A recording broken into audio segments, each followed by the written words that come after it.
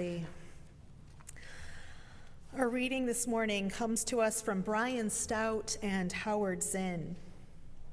Stout writes that all domination systems, white supremacy, patriarchy, colonialism, extractive capitalism, etc., depend on three things to maintain their power: disconnecting us from ourselves and our bodies, disconnecting us from each other and community, and disconnecting us from land and other living beings. This sense of alienation perpetuates our sense of powerlessness. It robs us of our agency by telling us that our actions don't matter. But as Howard Zinn shares, our actions do matter greatly.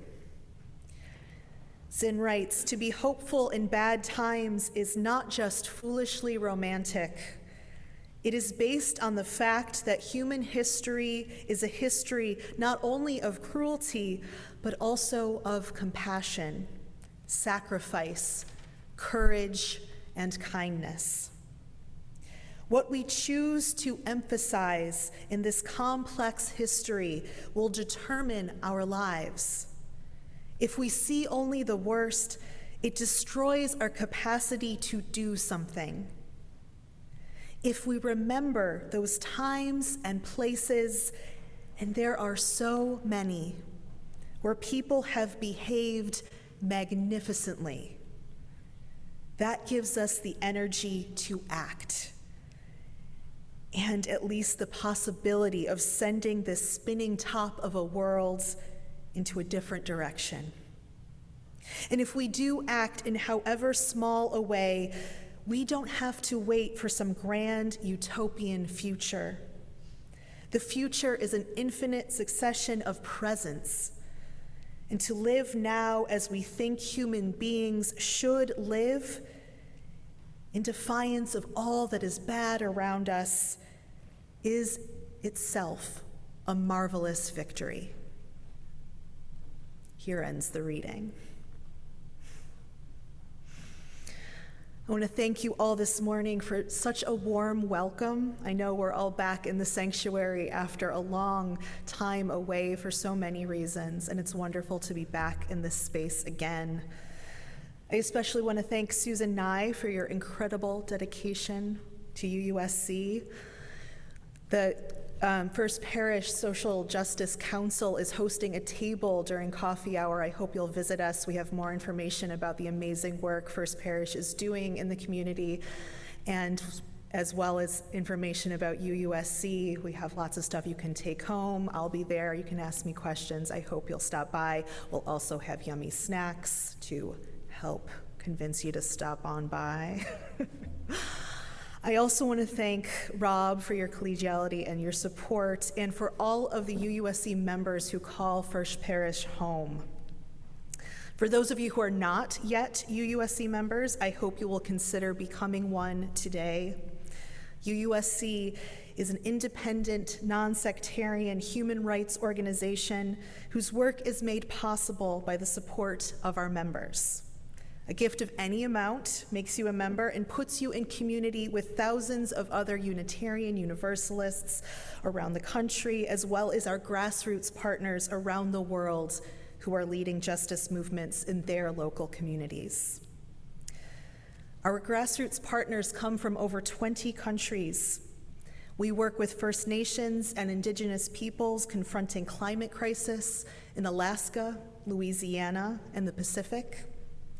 We support the people of Haiti as they fight for liberation and self-determination. We partner with ethnic and religious minority groups facing atrocity crimes and resisting the military coup in Burma.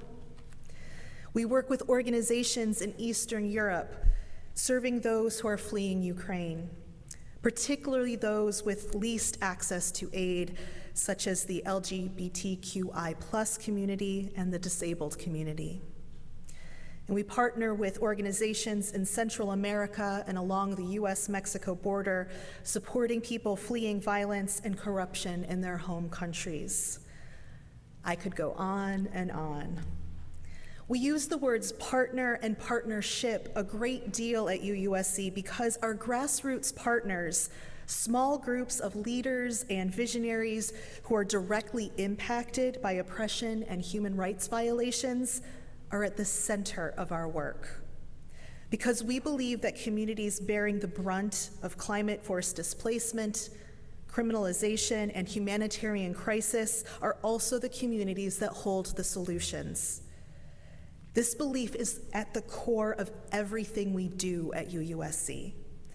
This belief in the inherent worth and power of every person. And this is why we engage in partnerships, not transactions. We are not benefactors. Our partners are not the beneficiaries of our charitable largesse. We are in the movement for liberation together, not outside of it.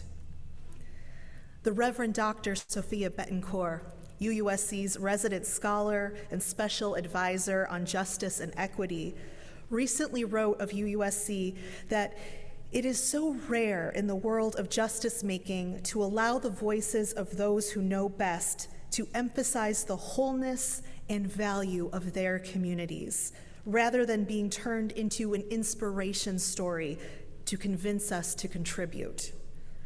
Rather than being turned into one of these stories, we get to remind each other of our humanity in the work of human rights. I believe this investment in the communities outside of our own is how we know ourselves to be human, holy, and whole. It is not about charity, and it is not remotely about knowing the best way forward ourselves. It is instead about trusting in our beloved's own knowing and experiencing gratitude and praise that we are invited to be part of this solution. I knew this on some level when I came to work for UUSC. I love the values that form the foundation of the way we do justice work. And I saw it in practice on a daily basis, witnessing the empathy, resourcefulness, and humility of UUSC staff. But I don't think I really understood the depth and power of our partnerships until June 2020, when George Floyd was murdered.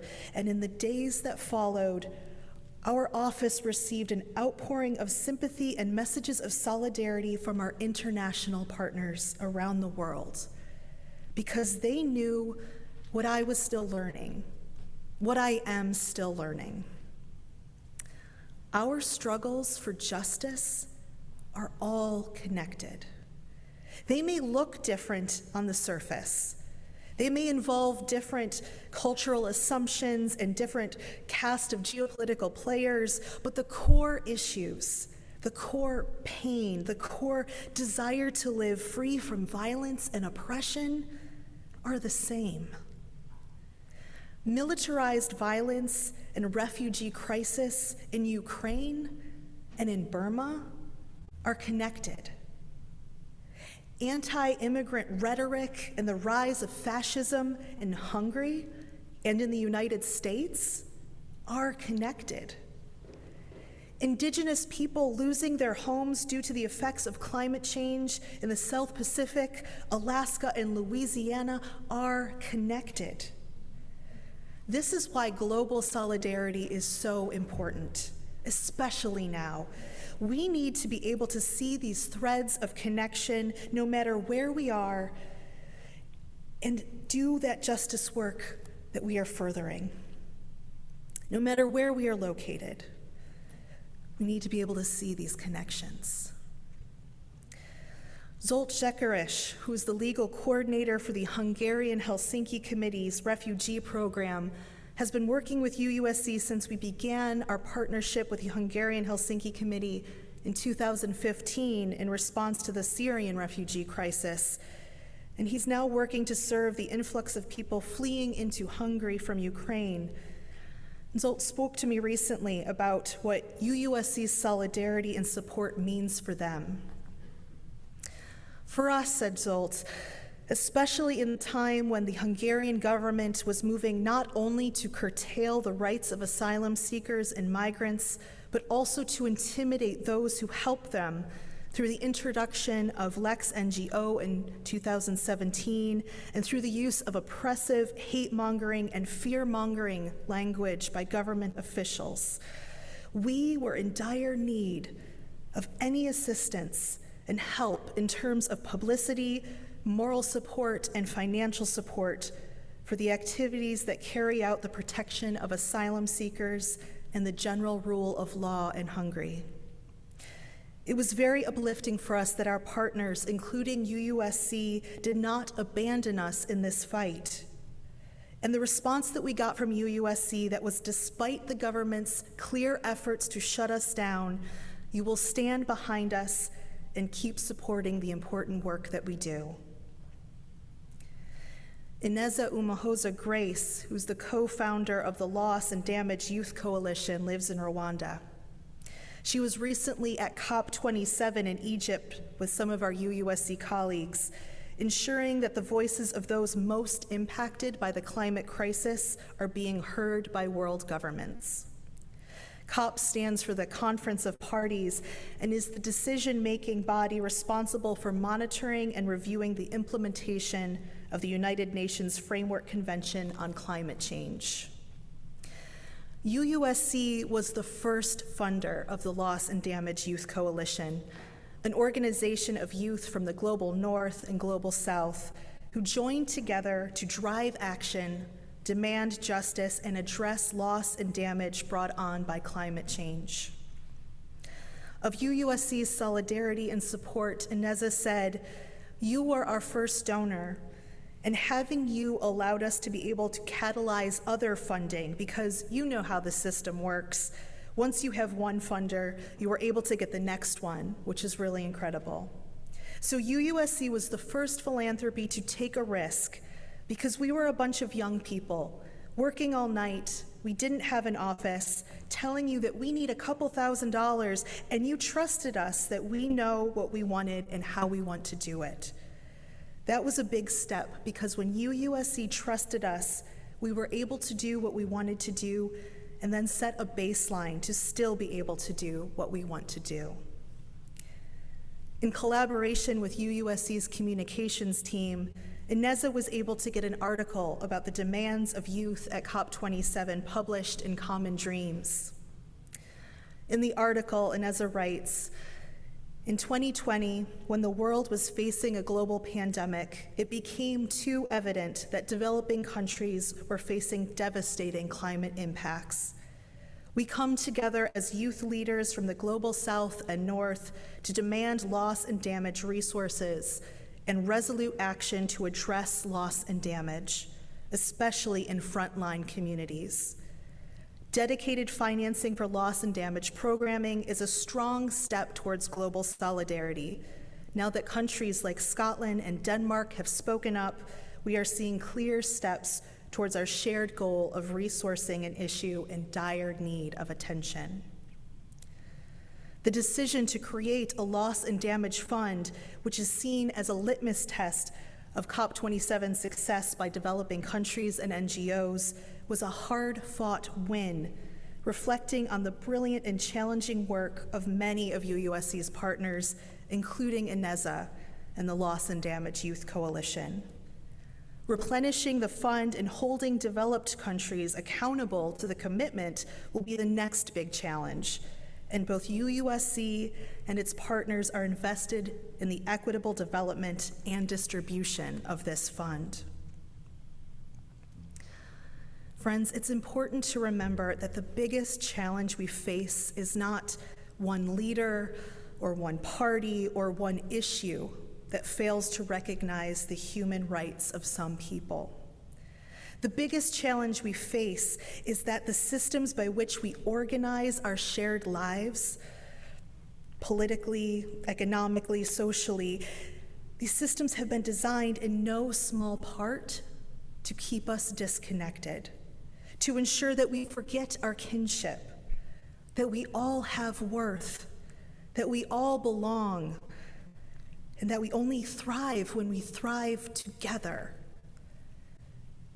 As political theorist Brian Stout wrote in Building Belonging, All domination systems, white supremacy, patriarchy, colonialism, extractive capitalism, depend on three things to maintain their power: disconnecting us from ourselves and our bodies, disconnecting us from each other and community, and disconnecting us from the land and other living beings. This sense of alienation perpetuates our sense of powerlessness, and it robs us of our agency by telling us our actions don't matter.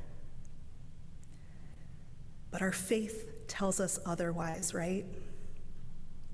Unitarian Universalism tells us that connection and interdependence are real and that our actions do matter. So many of the systems that order our lives, politically, economically, and socially, are powered by racism, patriarchy, and extractive capitalism. If our faith calls us to justice grounded in inherent worth and dignity of life itself, we must find ways, large and small, to reject these systems and to create new ones. And I'm so grateful that we have the opportunity to do just this through UUSC's mission and through the work of our remarkable partners around the world who are creating justice and advancing human rights. Again, speaking on the mission of UUSC and of solidarity with our global partners, Reverend Dr. Betancourt says, "I believe our humanity is grounded in the goodness of what can be in this life, that it grows in response to the simple belief that together we can contribute to the well-being of all. The tides of violence and uncertainty, illness and strife continually offer us the lie that we live separate from one another and in a constant state of competition, that there will never be enough, that we can never be enough, that it's not even worth trying. Our organizers and activists, may their work be forever blessed, work tirelessly to remind us that our greatest power manifests through our connections to each other and the disruptions of patterns that seek to discourage us from a belief in our own wholeness. We can find hope in UUSC's partners, communities deeply impacted by injustice, facing seemingly insurmountable odds against them, who still devote themselves to connections that heal because they know that nothing else will lead us to a world where all enjoy basic human rights. Global solidarity matters. Our gratitude and our grief matter, and they are all connected. And it is through our connections that healing and liberation for all people will be found. I want to thank you, First Parish Cambridge, faithful justice lovers, for being part of UUSC's work. We are an extension of your love in the world. UUSC was founded over 80 years ago when a small group of Unitarians traveled to Prague to get as many Jews and political dissidents to safety as possible as the Nazis continued their march across Europe. Then and now, when a community calls out for justice, UUSC is part of the answer you've given the world. Thank you. Continuing the practice of gratitude, I want to share with you a powerful blessing created by poet, activist, and teacher Adrienne Marie Brown. Brown encourages us to say these words upon meeting a stranger, comrade, or friend working for social justice and liberation. So I'm going to ask you to take a breath that feels good for your body and close your eyes or soften your gaze if that is comfortable for you. And I invite you to imagine one of UUSC's partners, perhaps Ineza or Zolt. Imagine saying these words to them, and imagine them too saying them back to you. You are a miracle walking. I greet you with wonder. In a world which seeks to own your joy and your imagination, you have chosen to be free every day as a practice. I can never know the struggles you went through to get here, but I know that you've swum upstream, and at times it has been lonely. I want you to know that I honor the choices you made in solitude. I honor the work you've done to belong. I honor your commitment to that which is larger than yourself, and your journey to love that particular container of life that is you. You are enough. Your work is enough. You are needed. Your work is sacred. You are here, and I am grateful. Thank you, friends. Amen, and blessed be. Let us once again rise in body or in spirit as we sing our closing hymn, The Fire of